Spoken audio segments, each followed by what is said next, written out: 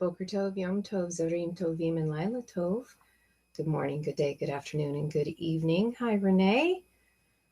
Wherever you're at, I welcome you. I just popped on for it's not going to probably be quick because I'm actually going to go over a verse today. So if you're able to hang in with me, that's great. I wasn't able to meet with my friend Regina this week, and I have a new verse that I want to share with you regarding woman be quiet.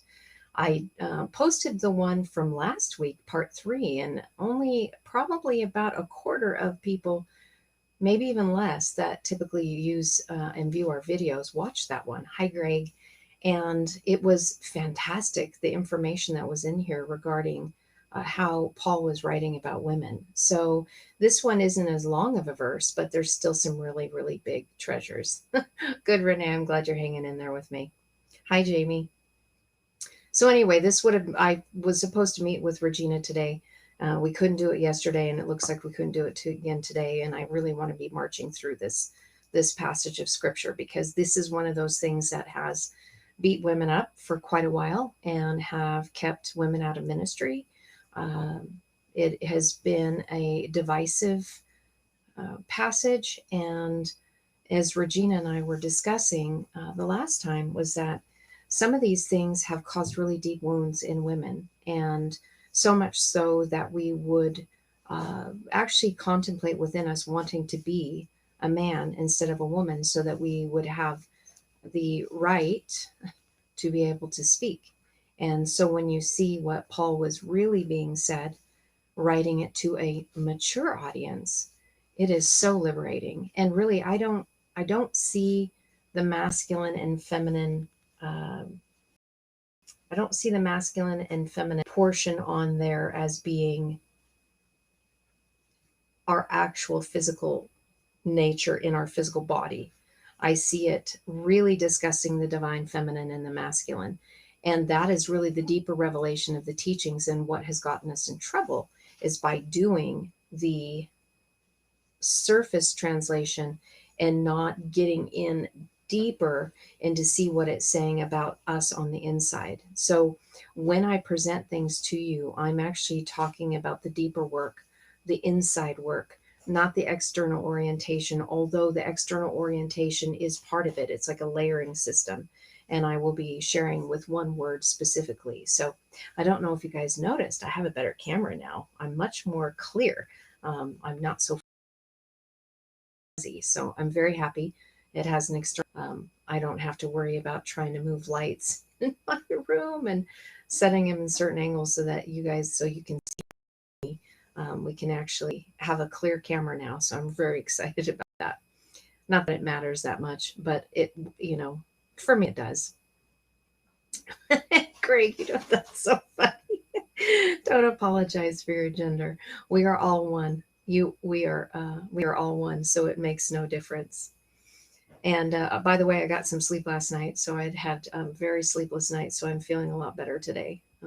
So, without any further ado, I want to jump right in. Again, for those of you, if any of you are joining on Facebook, as the message says, please pop over to YouTube if you want to participate and make comments because I cannot see the ones on Facebook. I can only see the ones that are coming through YouTube. And I would love to have you join if there's specific things that you are wanting to ask, or if you want to engage with these wonderful people, my friends in the chat room, pop on over.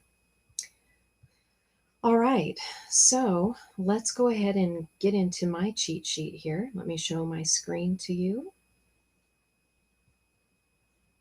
We'll get into my document here. All right, so I'm not able to see anything other than my document. I know that it is, you guys are seeing it and you're seeing me as well, but I can't see any comments, so I will have to pop in and out. If you have any questions, please put them in all caps for me. So last week we talked about with good works, it is proper for women who profess reverence for God, but with good works.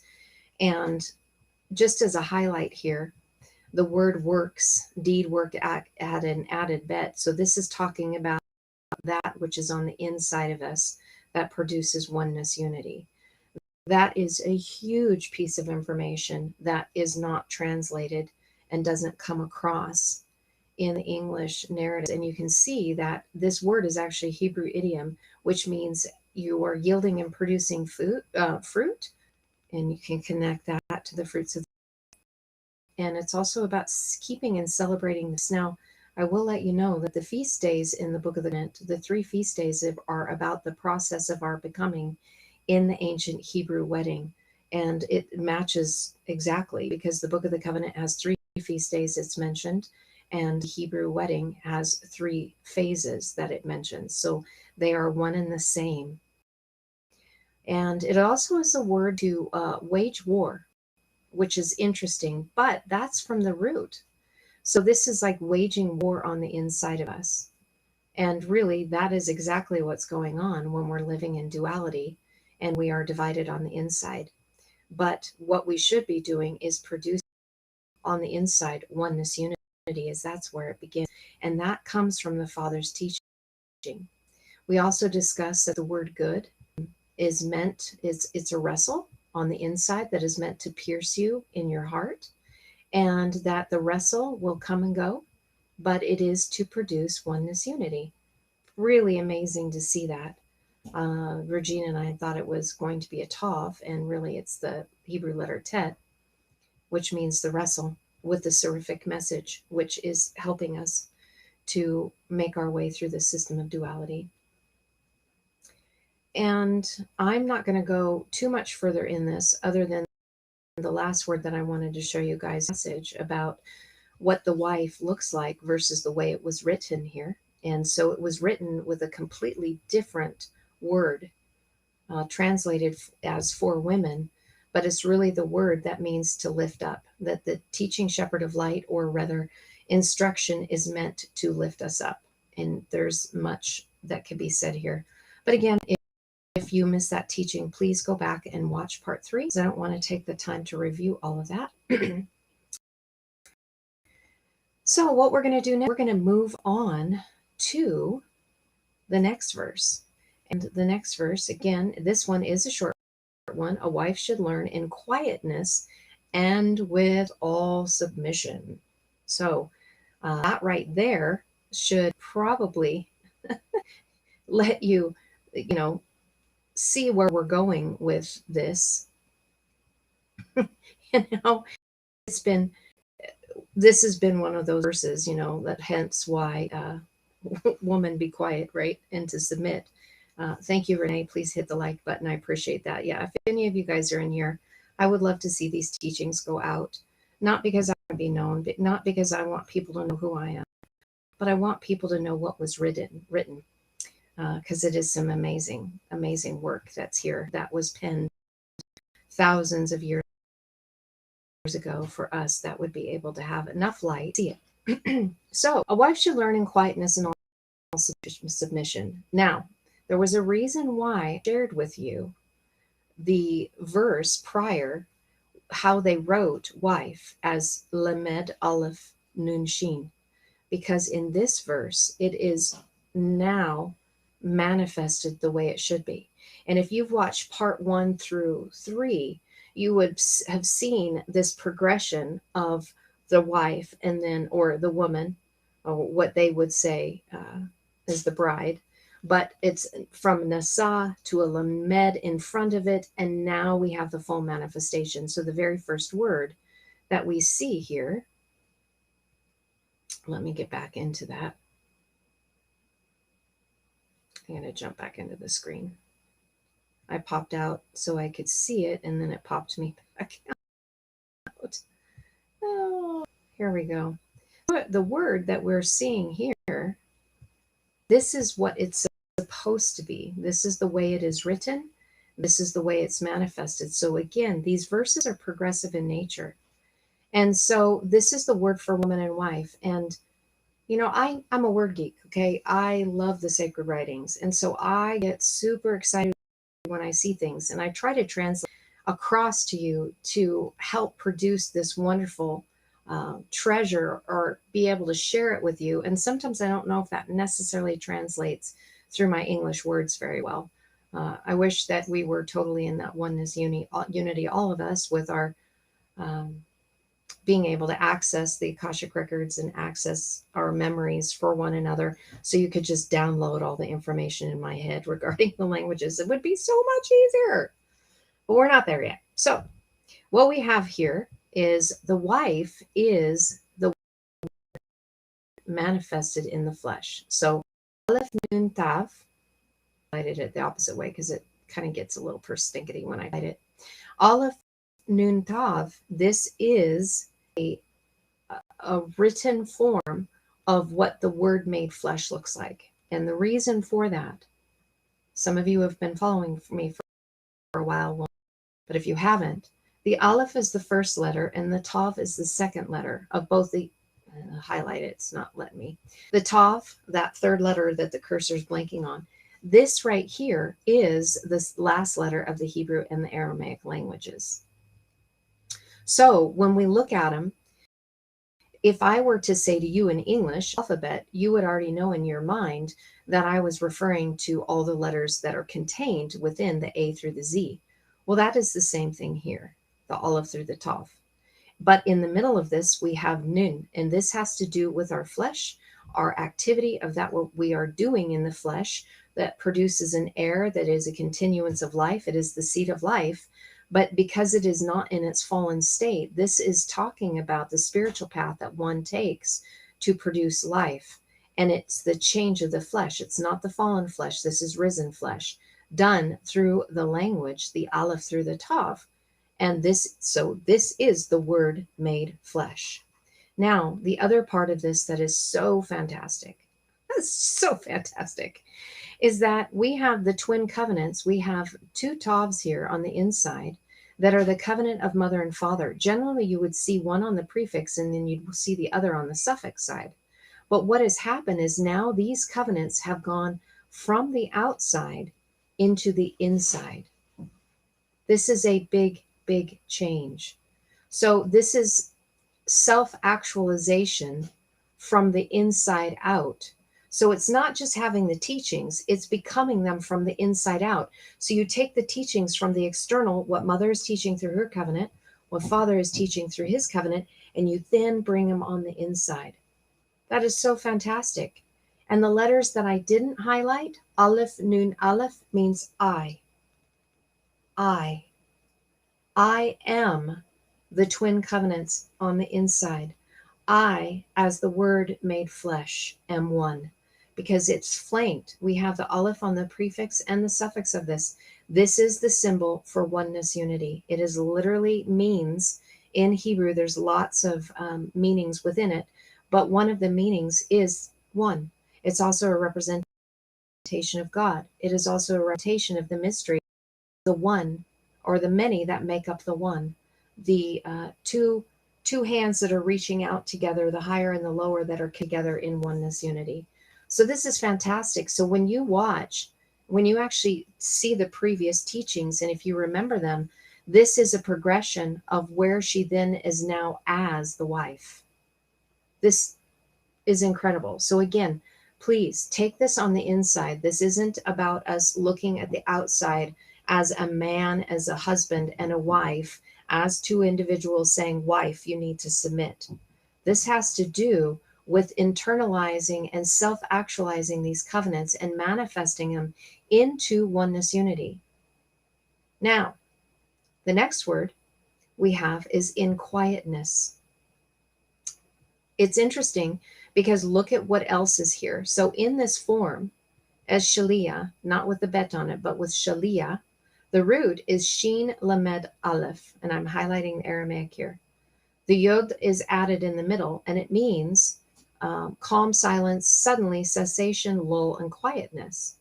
But what was added in addition to this is the bet. So whenever you see the bet, this is the bet Tav, this is the 222 journey. If you are new to our channel, please go to previous teachings so you will understand what it means, but it really means building in. But it is also a letter that means on the inside of the tent, inside of the vessel.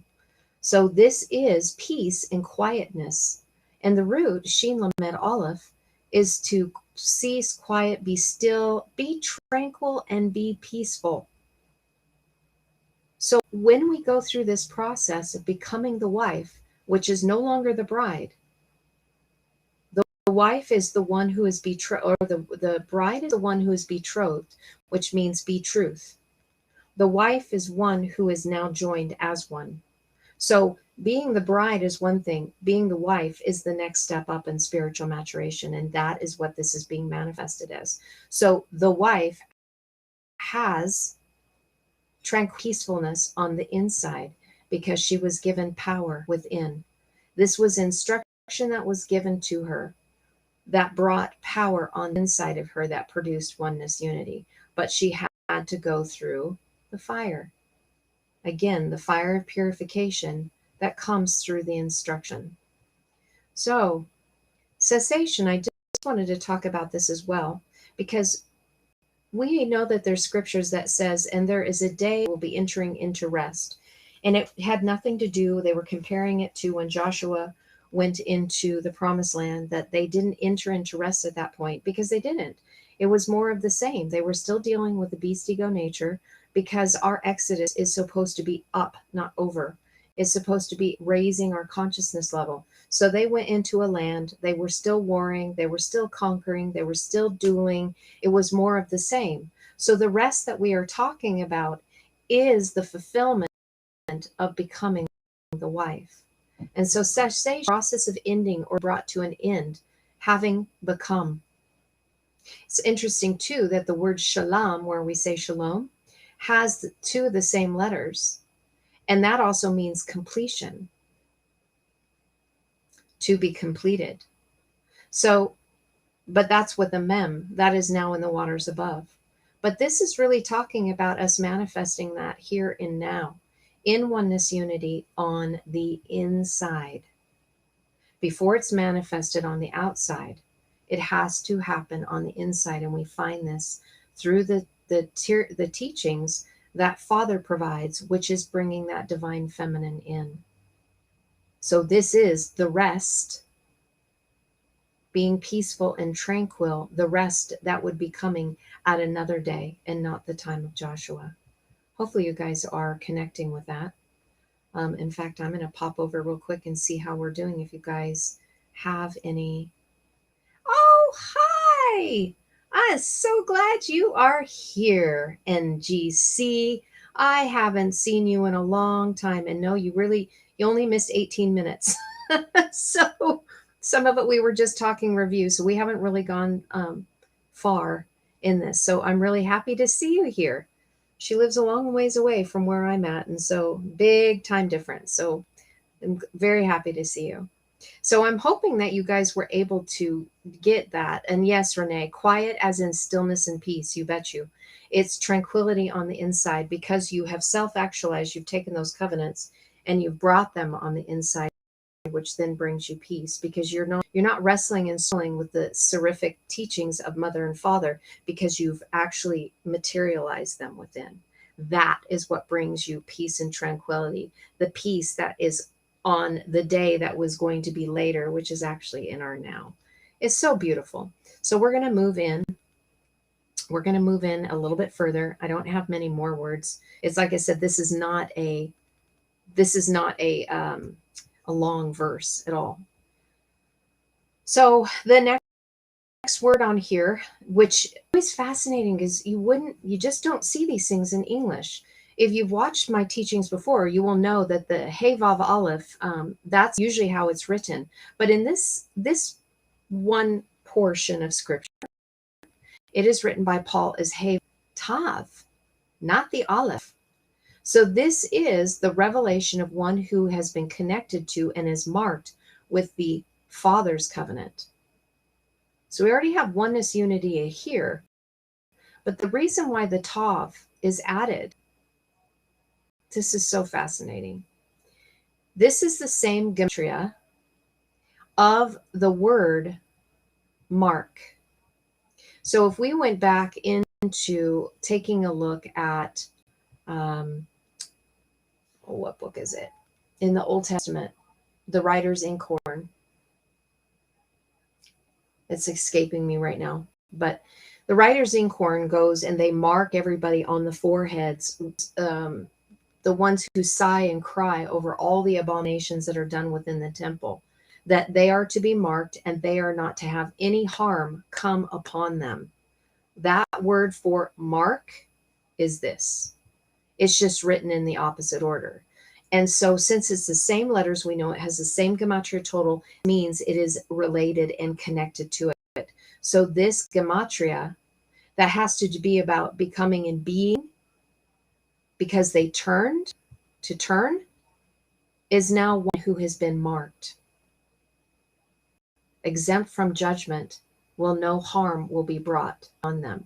So this, I've shared this before, but to try to connect to some dots, the things that they are pushing on us in the natural narratives right now, that people have connected to the mark of the beast, and we're talking about the jab here, that is a narrative that is being played out. And in the English narrative of the mark of the beast, in the English written Bible, in the book of Revelation, I can see the correlation. But when you see what's being written in Aramaic, it's a completely different narrative. It's actually not even narrative. It's information. And information is. It does not take sides. It does not attach emotional drama to it. It just is. So this is connected to the mark of the kayutha, the living beings that are connected to their heart, that have the covenant of love, of oneness, unity. So this is about turning, and this is the mark we want as the kayutha.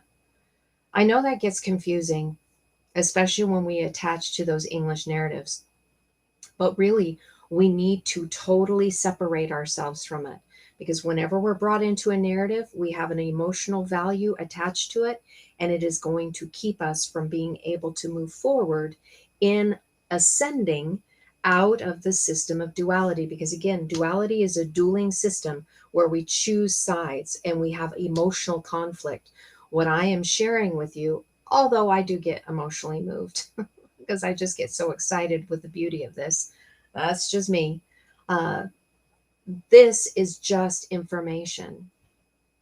So this is the mark. They will be revealed as one who is connected to and is marked because they turned. They did the work on the inside. They are the wife, the word manifested in the flesh. So beautiful. Now look at this, you guys. This is I love this. I love this. Okay. I know I just said we're not supposed to get emotionally attached. I get thrilled. It's my vehicle design. It's what I came in with. So champagne for everyone. It's the word. Look at this. So translated as learn, but here are the other components of this: learn, teach, train, and instruct. Now, it's yod lemed pei. Then it has the aleph added on it. So the wife teaches. She's learned and she teaches and instructs in the way of one. So in other words, the wife who has self-actualized, taken covenants, brought them from the inside, she is presenting this vision of the becoming to you. She's instructing. And her mouth has been pierced. So that means the words that she is speaking is about unity, not division. Now, the gematria, word that is within here. Now, the vibrational frequency, resonant frequency of this word is still in here. The letters might be in a different order, but they're still in here. And this is Pele, and it means to be extraordinary, to be wonderful, to be difficult, marvelous, to distinguish, to make special, and to set apart. Are you guys seeing this? So in other words, this instruction and what we are learning and what is being taught and what is training us up is so that we can become extraordinary and to become wonderful. Is it difficult? Heck yeah, it's difficult. This whole journey is difficult. If we didn't have the catalyst, we wouldn't change. If life was just humdrum, there would be nothing for us to have any excitement about, whether it's good, bad, or ugly, or indifferent. It's all catalysts for us to learn from, to be marvelous and to be distinguished. I want to share with you guys something, though. And I was pondering when I was digging this out, because there's actually two kinds of instruction. Yelaf is one form, lamed is the other. And again, I don't have the Hebrew letters here, but it's a lamed mem dalet. And this is actually how you spell this symbol right here, the one the cursor's on. It's a lamed mem dalet. And that is an actual Hebrew word, and it means the rod of the teacher and authority. To accustom, to learn, studied, put together, compiled, brought together, connected, to teach, was trained, study, and knowledge. But the base origin of this word means to learn, to prick, sting, incite, and goad. The difference between these two words and why Paul chose to write this one instead of lamed, which is the root of the word disciple, because remember we shared that before. Disciple, the root of the word disciple is lamed mem dalet. It's right in the middle of it. Is really dealing with our beast ego nature.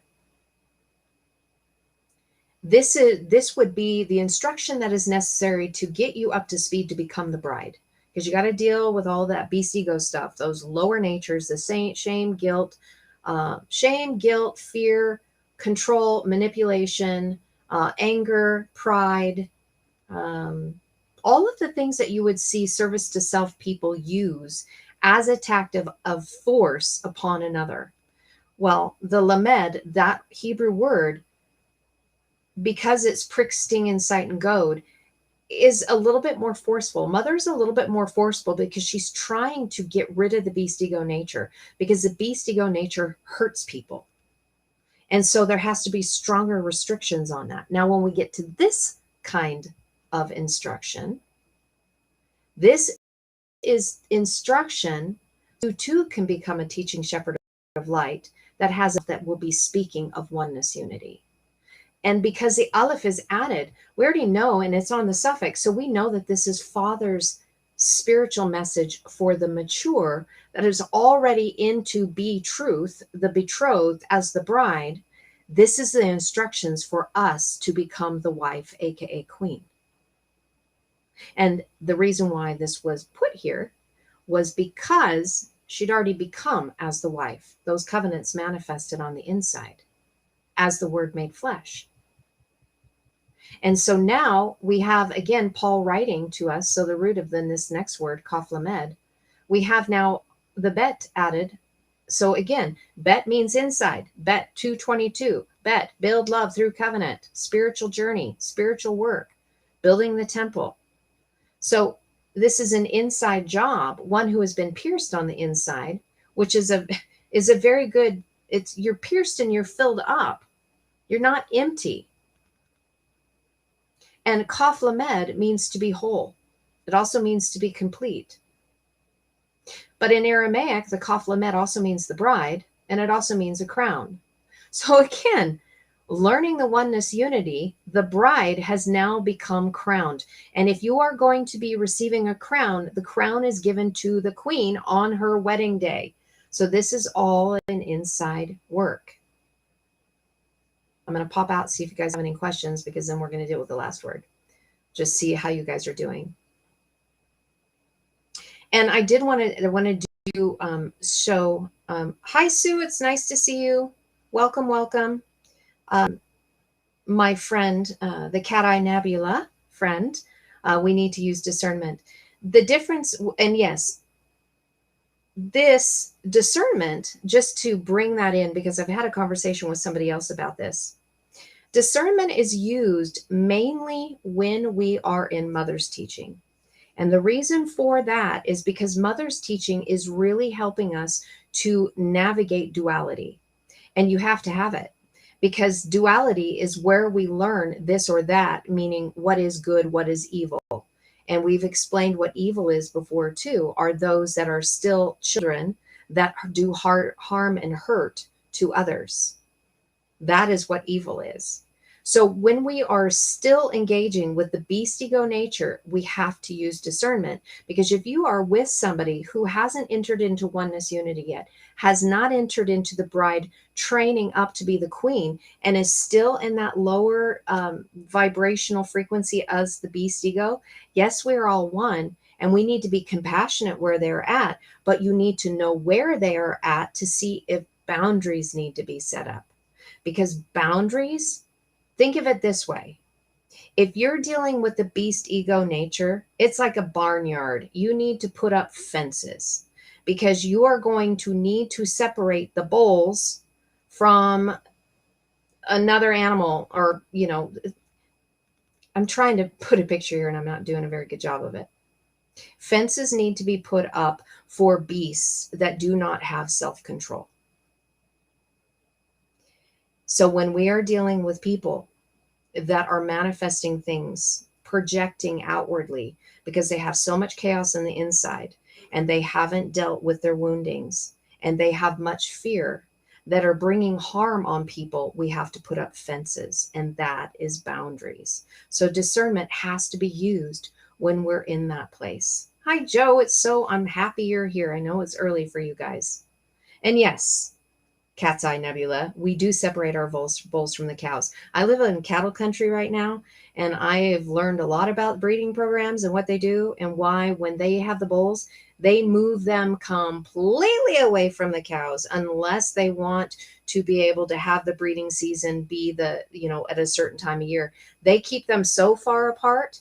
Otherwise, we're going to be breaking down fences. There is no stopping a bull when the bull is going to do what the bull is going to do. So again, fences and boundaries are important. We have to have that when we are training up our beast ego nature. Mother sets those boundaries so that we can get out of the fear, so we can get out of the control and the manipulation that little beast ego wants to do. And I'm including that with narcissists, because narcissists do the same thing. They are wounded children that are trying to control and manipulate because they don't want to have harm put upon them. But they are too afraid to admit that they have issues, and so they push people away, and they erect fences, but for a completely different reason, because they don't want oneness unity, because they're too afraid of oneness unity, because they don't want to be hurt. And I totally get that. So I hope that helped with the discernment issue, because yes, there is discernment and you carry discernment over, but once you get into the oneness unity, it's a different way of seeing, because then you see that we're all one. And you begin to see individuals differently through a greater measure of love. Instead of judging them, you begin using the mirror to help continue the inside work on you. And then it no longer becomes about them. I'm hoping I'm making sense on that. So let's get to this last word. So this last word that we're looking at here, this is the one. Submission. Who loves that word? So again, as I said, us as women have been beat up pretty well with this about submitting. And when we take a look at the word in the way it's been written, the root is ein bet dalet. And we've shared this word before. It's in quite a few verses. But the way that it is written in the form meaning submission, oppression, and subjection has the sheen on it. End of off. Which is why I was talking about mother dealing with the beast ego, because this is all added on the prefix. So this is dealing with an ego that is just out of control, one that brings harm, one that is pushing and doing force, one that is harming others. And if that's the case, you're going to have to go through the consuming fire of to humble you, because you're supposed to and teachable already puts you in a humble position. But until you get there, you are going to have to go through a lot of fire. So think about it this way. Another way to look at it is, if we are in the beast ego nature and we are acting out and we are doing harm, many times when we do harm or we do things that are malicious, we will end up getting the courts of Babylon involved in it. Babylon, Babyland. Um, it is being used as a system of control because you are out of control. And you will have to go through the court system, or you have to deal with police, or you have to deal with all of these things. And this is going to be a consuming fire for you, because the sheen with it has its sheen myod nun. This fire is supposed to bring empowerment on the inside so you can deal with your fallen flesh. And that is what this is. And so if we even think about the altar, the brazen altar where they had beast sacrifices, well, that really is meant for us to sacrifice our beast ego nature on the altar of fires of purification so that we are not harming and hurting people. And we can actualize the golden rule by being in this place where we are connecting to Mother, because she is going to give us the eyes to see, to begin to look on the inside, but we actually have to go through the door of the inner man in order to do this work. So when we look at the word, the root for submission, so again, if you didn't see this, there are people that are unruly in the beast ego nature, then they are going to be oppressed because they are hurting and harming people. Now, Ived, the root of this word means to do, make, perform, serve, work, form, act, participate in, bring to pass, commit, execute, practice, accomplish, plan, cause, make subject, be subject, enslave, tame, and be submissive. So you can see the duality in both of these, but it depends. If you're in the lower narrative, if you are still in Mother's teaching, if you are still in the system of duality and you haven't rendered it clear by coming out of duality, then you are going to be dueling within it until you can get to the place where you have done all the inside work. You've taken the covenants and the marks and brought them on the inside, and you've now become the wife as the Word made flesh. And this idiom, again, is about yielding fruit, the feasts, celebrating, keeping, and waging war. But there's something else that I want to show you on here. Okay, so the fire is to help you submit and to humble you in Mother's teachings so that you can do work. You can accomplish things in this life. You can commit to doing things. You can execute things. You can produce fruit. But this is going to be the cool part here, guys. Shua, I love this. This is 3 letters out of the Aramaic name of Yeshua. So in Aramaic, Yeshua's name is spelled Yod Shin Vav Ayin. This word right here means rock. This also means one who cries out for help.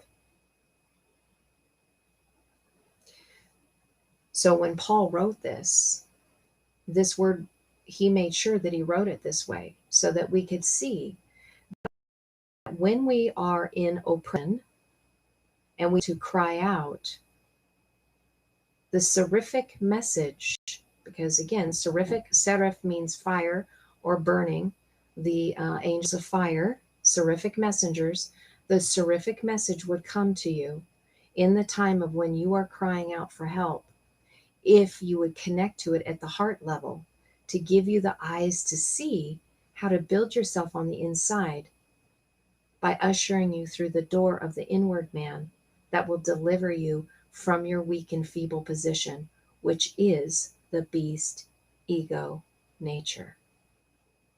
So in reality, when we take a look at this verse about the wife, she is the Word made flesh.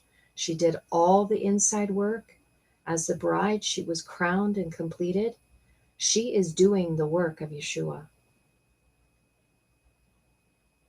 She is a mother doing exactly what Yeshua did by being a rock for others, to provide a firm foundation for them to stand upon when they are crying out for help.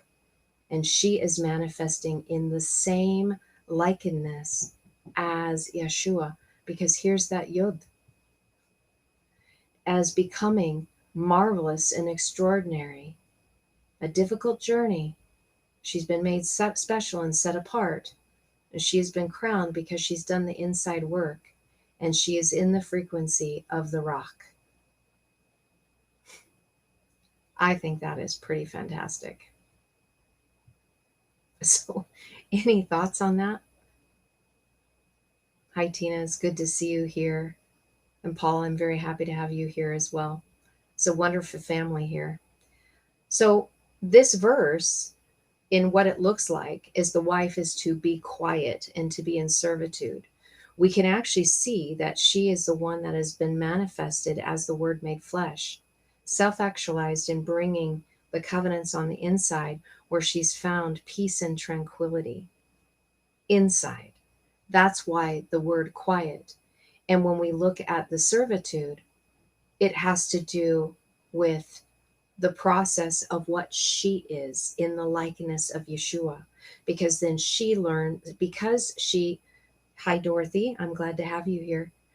Because she went through the instruction, she went through the mature instruction so that her mouth could speak forth oneness unity. So the wife, when she becomes the wife, she does not speak of division. This is where you will know where people are in their spiritual maturation.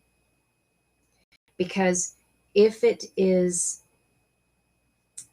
separating and dividing in the system of duality, then they are still working on the process of becoming the bride, and they still see the system and connect to those narratives, connect in the friction, dueling in the dualistic nature of my truth, your truth, this or that, right or wrong. Cat's Eye Nebula, I really appreciate this as well. Yeah, I would agree. Sometimes our intentions to help others with living heart isn't received because we're all see our truths as different. And that is because we're not in oneness unity. That is what the system of duality does. I shared a situation that happened to me this last weekend, and I'm still processing it. And it was difficult for me to process through. Oh, hi Claire, I'm glad that you're here too. Man, I just love my family. You guys are so amazing. Those of you who are joining here, we're all one, but when we can connect and we're the same family that keeps coming back and hanging out with each other, we really are family, and I love having you guys here. It just blesses my heart. So the difficulty lies when we are still within the system of duality and we are in those places of opposing one another. Because really, if I say that I'm right, that means you're wrong. But if you say that you're right, then I'm wrong, and we're not connecting. And the person that I was having a conversation with told me, I will never agree with you. And it really grieved my heart, because my heart is for oneness unity. And my heart is to find where someone is at and meet them there so that we can continue to walk at whatever level. And again, I'm not saying that I'm higher than anybody else. I'm not saying that at all. All I know is that I see us as one. And in that, it changes all of my perceptions of the interactions, and really not getting pulled in or sucked into the narratives in the matrix that are holding us back and holding us down, and not having an expanded awareness and expanded consciousness, but the diminished and contracted awareness and contracted, yeah. Maybe I'm still tired. I don't think I've totally caught up. I feel better than I did, but I know these energies are kicking my hind end. They're probably kicking yours as well. But the contracted consciousness system of duality, where we continue to fight one another. And as long as we keep doing that, the beast systems of the world are going to be using us and manipulating us, because they will give us plenty of things to be divided, right?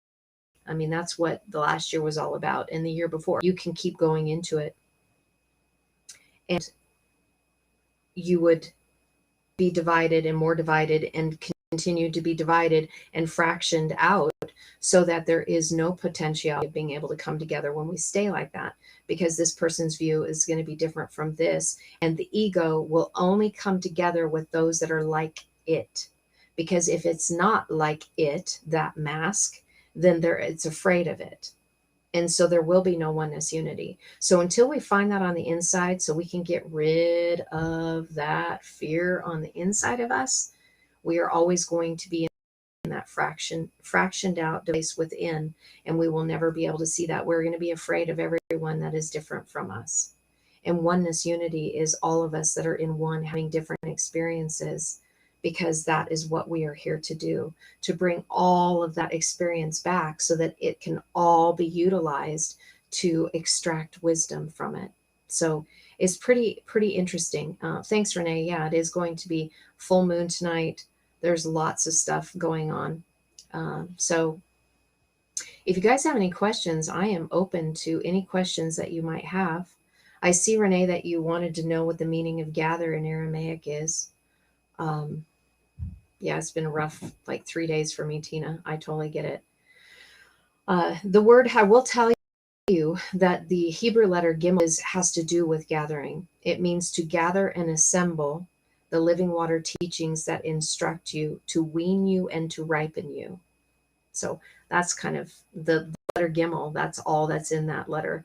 And it's pretty fantastic to see that. I love it. But I can do, now it's going to be, I don't even have my books right here. I will have to look later for you to see what that word is. But I know that the letter gimel is all about that. It's also connected to camel, and it also means to lift up. So lifting us up by gathering and assembling what we need through the living water teachings that instruct us, through the teaching shepherds of light, through the letters of light that will raise us up, wean us off the milk, and then ripen us so that our fruit is ripe, not green, not can't do anything with it yet, but to ripen us. So yes, you do, Cat's Eye Nebula. You are a day ahead of us. In fact, I think you guys are anywhere between 14 and 17 hours ahead. So yes, you are living in the future. But how amazing. It's a perfect example of quantum entanglement, right? Your tomorrow is our today, yet we're meeting here at the same time. That's what's just so beautiful. So I love you so much, and I've missed you terribly, friend. I have missed you terribly. So the only other thing that I wanted to do while we close this out is I'm needing some help. And I was going to do a short little video, and I probably will. I already recorded it. But since I have you guys on here, I need some assistance. I'm going to be dumping out here pretty soon and limiting my exposure on what I'm going to be doing with teachings, because I really need to get my butt in gear and finish the teachings of how to do what I'm doing, what Ken's doing, to be able, through the oral tradition, figure out how to dig out these languages so that you can do it for yourself. It's super important. I don't want to be the one when you guys have the ability to feed yourself. And so I need to back off a little bit. And I'm really mixed on it, because this is my passion, and I love doing my passion. And if I could just download it, if I could just do this and then focus and concentrate and go, here, take it, that you guys would automatically have it. But we don't have it yet. So I need to put these teachings together. So I need to pull back. So one of the things that will help me is that when I am posting new videos, so if it's something that Ken and I have done, or if it's something I'm sharing, because I am going to be once a week or twice a week doing a midweek, and then the Sabbath teaching, that is Wednesday and Saturday is going to be that's going to be like clockwork. I'm just going to continue doing those, because I think it's important that we continue each other and just bidding in the frequency and getting these out. If you are one that watches like everything that we produce, I need your help with timestamps. What I mean by that, if you go on the previous videos and you see how it's time stamped, especially when I'm breaking down a video and I have timestamps on the words, I need somebody that is willing to write down the time and what the word is, and then email it to me. So I will post it. And if that can be done within 24 to 48 hours, that would be beautiful, because then I can just go in and edit it really quick, and then the timestamps will be there. Because what happens is when I record something, then I go through and I edit it, then I do the timestamps. I'm like, If it's a 2.5 hour meeting, I'm having to go through it again for another 2.5 hours, which takes time away. And sometimes it isn't so much. That's why you get the chipmunk voice, because I try to cheat it a little bit to speed it up so I don't have to give so much time. But then when I'm editing it, forget sometimes, and you get chipmunk voices, which is great laugh, but it's embarrassing when the editing, if I didn't have to do that, if I had somebody that would just do it while the teaching is going on, I would be so grateful. So if you do, if you're willing to do that, you can find my email address on, and you can send the email to me and say, I would be willing to do that. I can't pay you. This would be a volunteer thing because I'm doing this volunteer and I'm not getting paid. And it's hours and hours of work. So if somebody can do that for me, that would be grateful. And I'd even be willing to spread it out. So in other words, if there's several of you, thanks, Renee. So if there's several of you that watch things, if you guys could just email me, then we can work out something that maybe I can do a quick, quick meeting with you guys, or send out and rotate it around so that you're not having to do it every week. So if there's 5 of you, maybe one video every 5 weeks, you would do that for me, because many hands make light work. So I would really appreciate that help. And yes, rest is very important, and that's what I need to do. But I still want to get these messages out because we're still needing to move ahead. And I want people to see that there's a completely different narration in the Hebrew and Aramaic than we're reading and what was given to us in the English narrative. And that's important for us to see because it is truly the deeper work. And again, many people have already had these revelations, and we're just validating them. That's all it is to say, hey, you've already got this information and the sacred, and it's been written there. And yes, Paul, that's what I'm saying. I don't want duplication of effort. That's why I would love to find out who are willing to help, and then potentially have a meeting once a week, a short check-in to say, hey, who's got this week, and then I can stay in touch and make sure that there's not duplicate people. I don't want people wasting their time. Time is too precious. Anyway, I don't have anything else to say, but if you didn't catch part 3 and you came in today, please watch part 3. There's so many wonderful things in that section that were being discussed. And again, this is building. So we're going to continue going on next week. Hopefully I can connect with my friend Regina, and you'll see her smiling face. And I do want to let you guys know that I am going to be doing a live session with Brandon Dodd, our friend, family, on Saturday morning. It'll be 10:30 my time. His East Coast time is 1:30 p.m. And we're going to be doing a live stream that will be, I'm going to have him on here on Restream with me. So it'll be able to stream to Facebook and YouTube simultaneously. So please don't miss that. Don't miss out on that. He has already said something about it. We have been in discussion about things that we're going to be talking about. And then I'm also going to be having my Zoom session so we continue going on with why Yeshua speaks in parables. The only thing that I ask this time is that if anybody wants to join that Zoom meeting, it would be very important for me to not. I had difficulty with people that were trying to be anonymous because it is a sacred space and I am giving of my time and my energy and my heart. And so when people hide behind a phone number or hide behind and won't even put forth their name, it hurts my heart because I'm not planning on hurting anyone, because you and I, we are one. So if you decide to come in on the Zoom meeting and you have a different avatar name and you want me to change your name, please let me know. You can speak it. You can come on and put on the microphone and say, hey, it's so-and-so. Can you please change my name? Or there's a place where you can make comments and you can type it. And so if you type it, that's great.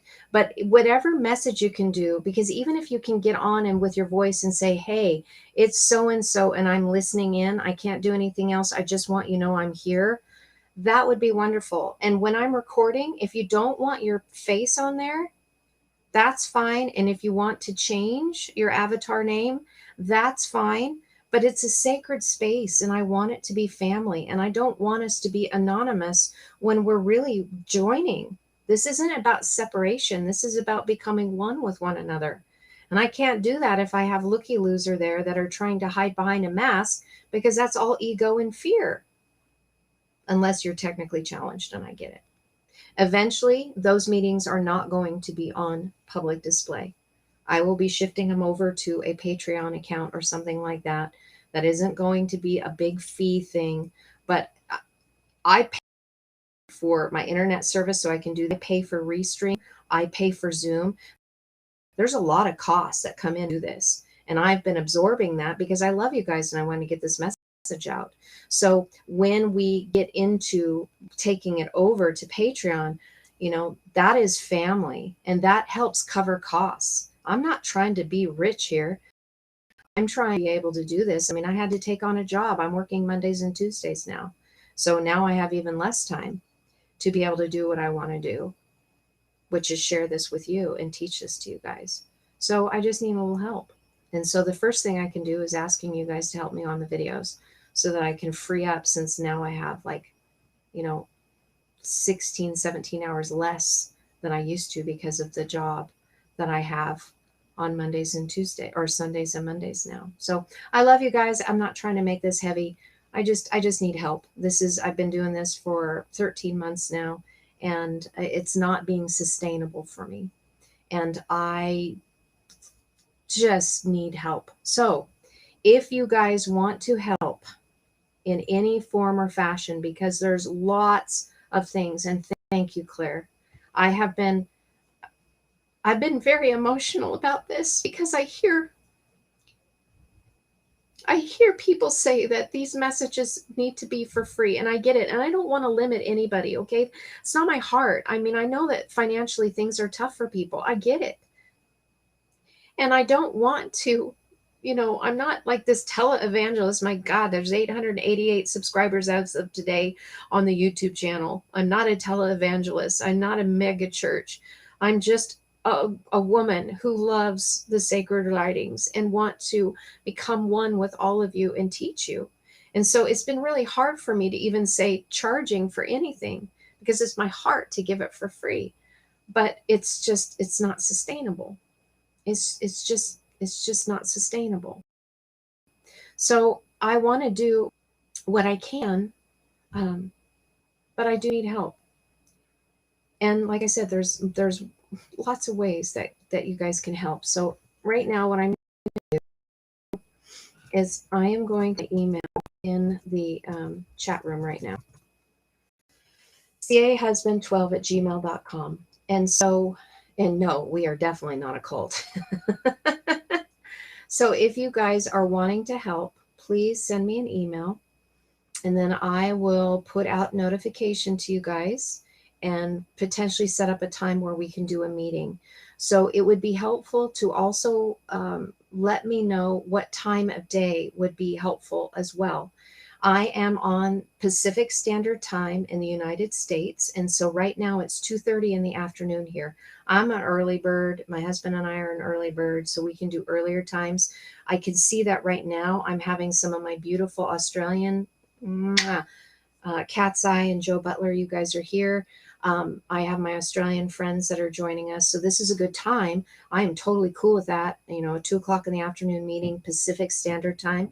So if you guys could tell me what time you are available based upon Pacific Standard Time in the United States. Because if I've got too many of you and I'm trying to extrapolate out all of your time periods, all you have to do is figure out my time period. Just one. And tell me when you're available for Pacific Standard Time in the United States. And then I will take a look and see when I can get the most of you on. And then we can talk and figure out what we can do to help carry this burden together. Because like I said, this isn't sustainable for me. I have been giving a lot of my energy, and my vessel is getting very weak. I haven't been able to do a lot of the things that I want to because of the outpouring. And I've been happy to do so. But at this point, I would love to have some people here. Oh my gosh, Claire, 10:30 at night. My goodness, you night owl. How amazing. So maybe anywhere between 1:30 and 2:30 we can do. But please email me. Again, cahusband12@gmail.com, and then let me know and we will go from there. So I don't want to keep you guys anymore. And I love you, cats. I know there might be your computer skills might be primitive, but there's definitely things that can be done that don't involve the computer, and I really appreciate that. So I love you guys so much. I'm thankful for you joining me here today. Thank you for listening to the message.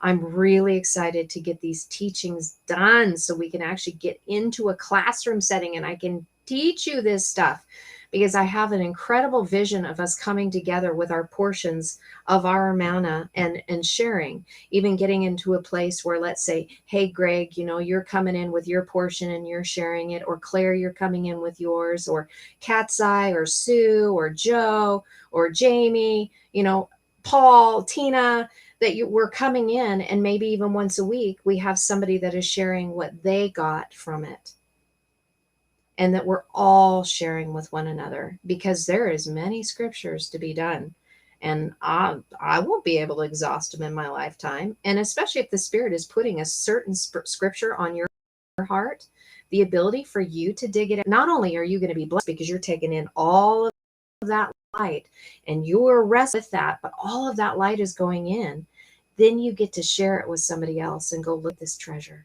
Look at this beautiful gem that I got, and I just want to share it with you because I love you and I want to share my heart.